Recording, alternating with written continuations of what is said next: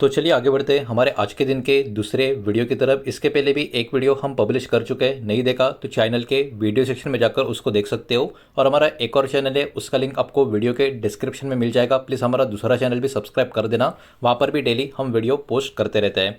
तो देखिए कुछ नाम यहाँ पर कंपनियों के स्टॉक्स के आपको नजर आ रहे हैं। हालांकि किसी भी तरीके का इन्वेस्टमेंट का एडवाइस नहीं है, स्टॉक का रिकमेंडेशन नहीं है। एक बहुत ही बड़ी खबर जो आ रही है उससे कनेक्टेड जो अपडेट देनी है, इसलिए सबसे पहले कुछ कंपनियों के नाम यहाँ पर मैं आपके सामने रख रहा हूँ। नाम यहाँ पर आप देख सकते हो, TCS, Infosys, HCL Tech, Wipro, Tech Mahindra, LTI Mindtree, Persistent system, Mphasis, Coforge, Oracle finance services software, Tata Elxsi, KPIT Tech, Zensar technology, Birla software, Cyient की बात करें, सोनाटा सॉफ्टवेयर, उसके अलावा इक्लर्क्स की बात करें, फर्स्ट सोर्स सॉल्यूशन, सस्कैन टेक्नोलॉजी, और आखिर में नज़र आ रहा है नाम राउट मोबाइल का।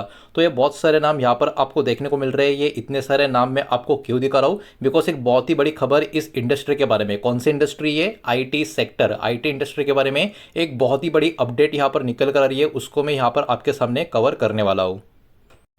तो देखिए आज के टाइम पे आप हो या मैं हो या बहुत सारे अलग अलग लेवल पे लोगों की बात करें तो एआई के वजह से तो बहुत लोग खुश होते हुए आपको नजर आएंगे। बिकॉज चैट जीपीटी की बात करें, अलग अलग जो एआई टूल्स है उनकी बात करें तो बहुत सारे लोगों को उसका फ़ायदा होता हुआ नजर आ रहा है। लेकिन वही एआई किस तरीके से आईटी इंडस्ट्री के सामने अब बहुत बड़ा प्रॉब्लम क्रिएट कर रहा है, उसके बारे में एक बहुत ही बड़ी खबर आते हुए हमको देखने को मिल रही है कि इंडिया का आईटी सेक्टर और एआई बहुत ही बड़ा चेंज किस तरीके से करता हुआ हमको यहाँ पर नजर आ रहा है। तो एक्चुअली खबर क्या है? तो देखिए आर्टिफिशियल इंटेलिजेंस मतलब एआई की बात करें तो इंडिया का जो ओवरऑल आईटी इंडस्ट्री है उसको काफ़ी अलग तरीके से बदलता हुआ आपको नजर आएगा। एआई सिर्फ और सिर्फ यहाँ नया बिजनेस क्रिएट नहीं कर रहा है या अपॉर्चुनिटी क्रिएट नहीं कर रहा है, उसके साथ साथ एआई क्या कर रहा है? एआई रिड्यूस भी कर रहा है, कटौती भी कर रहा है। किस चीज़ की? कॉस्ट जो है आईटी सर्विस की। अब आप लोग बोलोगे अरे ये तो काफ़ी अच्छी बात है, इसमें बुरी खबर क्या है?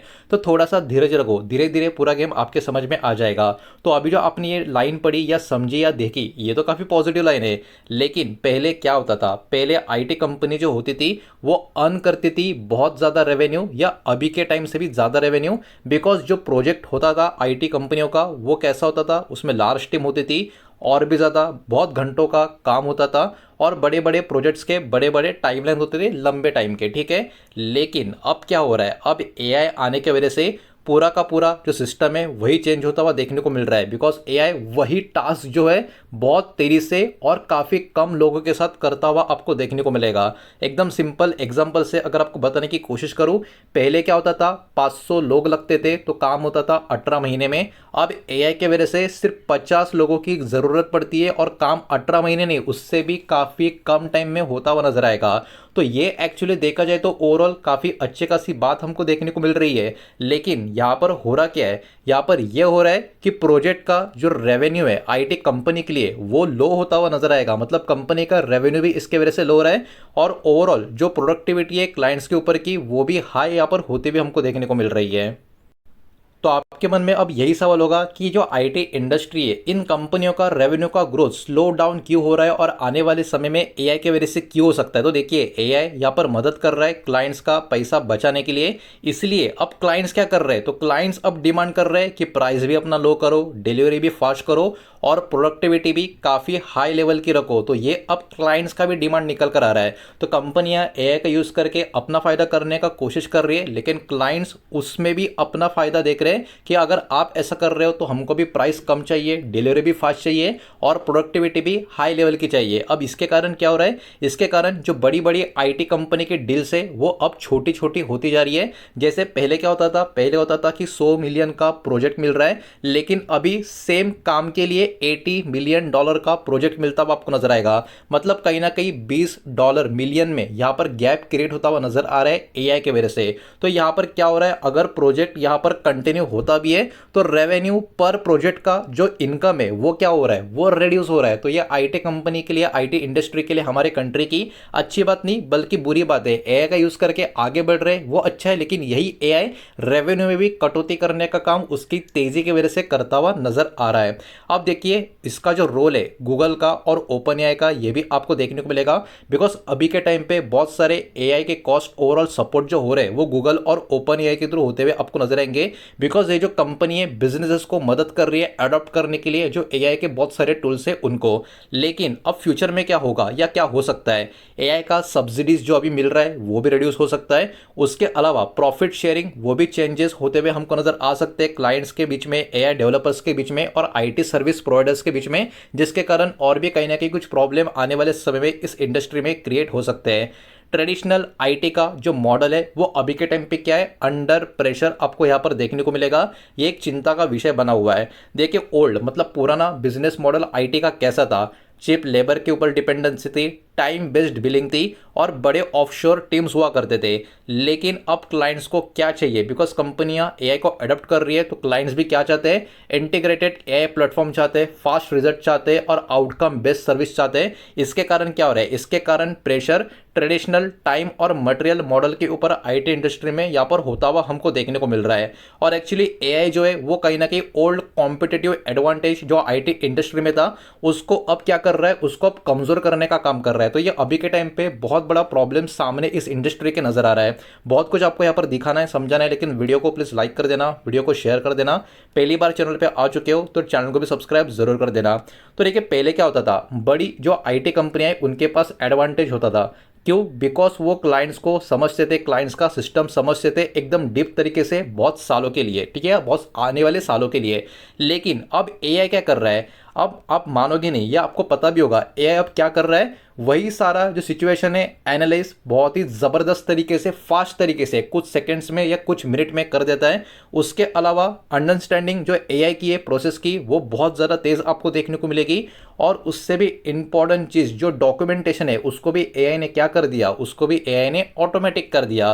तो ये भी एक बहुत ही बड़ा यहाँ पर चैलेंज या प्रॉब्लम निकल कर आ रहा है कि एआई क्या कर रहा है, ओल्ड कॉम्पिटिटिव एडवांटेज जो इस इंडस्ट्री के ऊपर था उसको भी कमजोर करता हुआ आपको देखने को मिलेगा। इसके कारण जो ट्रेडिशनल एज पुरानी आईटी सर्विस कंपनी के पास जो था उसमें धीरे धीरे कटौती होती हुई नजर आ रही है, जो अभी के टाइम पे एक चिंता का विषय बनी हुई है।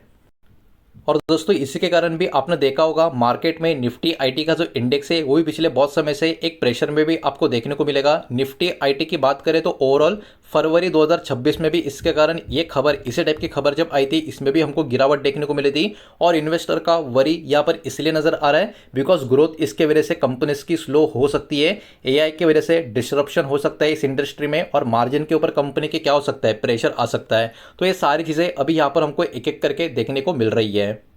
और इतना ही नहीं, ग्लोबल लेवल के ऊपर भी क्या हो रहा है, कंपटीशन इंडस्ट्री में और भी बढ़ रहा है। ग्लोबल कंपनी जैसे एसेंचर की बात करें, इन्होंने इन्वेस्टेड हेवीली करके रखा है कौन सी चीज़ों में, एआई का एक्विजिशन में, जेन एआई प्लेटफॉर्म में और एआई कंसल्टिंग सर्विसेज में एसेंचर ने काफ़ी हेवीली इन्वेस्ट करके रखा है। इसके कारण क्या हो रहा है, इंडिया के जो आईटी फर्म्स है उनको भी बहुत ही तगड़ा कंपटीशन ग्लोबल लेवल पे अब मिलता हुआ हमको देखने को मिल रहा है। अब देखिए फाइनेंशियल 2027 का जो आउटलुक है, एनालिस्ट कहीं ना कहीं एक्सपेक्ट करके चल रहा है कि ओवरऑल आईटी इंडस्ट्री का जो ग्रोथ होगा वो मॉडरेटेड होगा।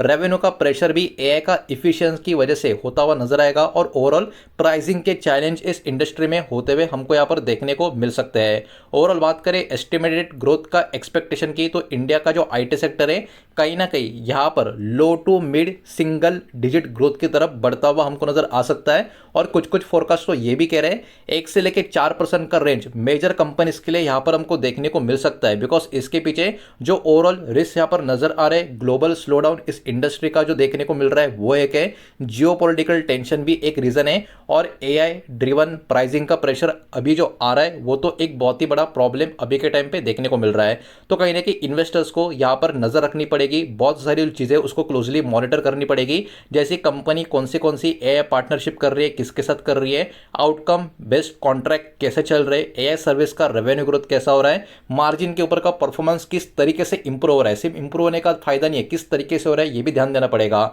और जो क्लाइंट का स्पेंडिंग ट्रेंड है वो किस तरीके से चल रहा है इस इंडस्ट्री में, ये भी कहीं ना कहीं फोकस करना पड़ेगा। तो देखिए इंपॉर्टेंट चीज़ यहाँ पर आपको समझनी पड़ेगी, एआई क्या कर रहा है, एआई क्रिएट कर रहा है नया अपॉर्चुनिटी, प्रोडक्टिविटी भी काफ़ी फास्ट कर रहा है और नया बिजनेस मॉडल यहाँ पर हमारे सामने क्रिएट कर रहा है। लेकिन सेम टाइम पे ट्रेडिशनल आईटी रेवेन्यू जो मॉडल है वो भी कहीं ना कहीं प्रेशर फेस कर रहा है और प्रोजेक्ट का जो साइज़ है वो भी इसके वजह से श्रिंक होता हुआ नज़र आ सकता है, छोटा नज़र होता हुआ आ सकता है। और कंपटीशन प्रॉब्लम ये है कि लगातार रैपिड तरीके से बढ़ रहा है, इसलिए इंडिया का जो आईटी सेक्टर है कहीं ना कहीं एक बहुत ही बड़े ट्रांसफॉर्मेशन फेस में अभी गुजरता हुआ आपको देखने को मिल रहा है। ये बात भी आपको यहाँ पर पता होनी चाहिए। तो अपने आप में मुझे ये वाला रिपोर्ट, ये वाली खबर काफ़ी बढ़िया लगी, काफ़ी ज़रूरी लगी, इसलिए मैंने इसको आपके सामने यहाँ पर प्रेजेंट किया है। लेकिन जो भी डेटा आपके सामने मैंने अभी प्रेजेंट किया सिर्फ और सिर्फ एजुकेशनल इन्फॉर्मेशनल पर्पस के हिसाब से है। किसी भी तरीके का इन्वेस्टमेंट का एडवाइस, स्टॉक का रिकमेंडेशन ना ही मैं आपको दे रहा हूँ, ना ही मैंने आपको दिया है। इस बात को भी यहाँ पर आप ध्यान में रखें। उम्मीद करता हूँ वीडियो समझ आया होगा, पसंद आया होगा। तो वीडियो को लाइक करें, दोस्तों शेयर करें। पहली बार चैनल पर आ चुके हो तो सब्सक्राइब भी कर देना। और कोई भी स्टॉक में निवेश करने से पहले खुद की स्टडी रिसर्च जरूर करें, फाइनेंशियल एडवाइजर की सलाह जरूर ले। मिलते हैं नेक्स्ट वीडियो में। धन्यवाद।